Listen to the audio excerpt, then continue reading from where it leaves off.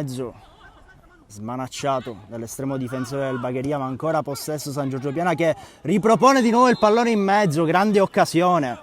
Ferma tutto però il direttore di gara. Arriva il via del direttore di gara. Lancio lungo a cercare i compagni che non riescono però ad agganciare bene il pallone. Nel frattempo recupera il pallone il Bagheria. Prova ancora una volta a costruire per le vie centrali. Tutto solo il numero 11 che prova il tiro. Spizza di testa Secan, si appoggia al compagno che tenta il tiro. Cannizzaro costretto a smanacciare in calcio d'angolo. Sarà il compagno che poi lancia il pallone in mezzo, trova però la testa e la difesa del Bagheria. Altro pallone interessante, prova Anane. Prova a ritagliarsi uno spazio il numero 3, serve il compagno in mezzo. Tiro costretto ad intervenire Lamin sul tiro del numero 7 Cara K. Lancia per il numero 10 del San Giorgio Piana, ci arriva invece Secan.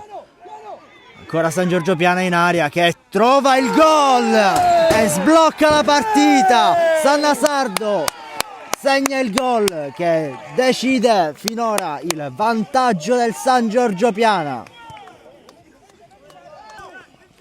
Ancora un altro interessantissimo pallone intercettato dal numero 4 che poi serve Secan che prova ancora pallone tra i piedi del Bagheria che si appoggia al numero 15 che tenta il tiro da fuori area. Troppo alto però.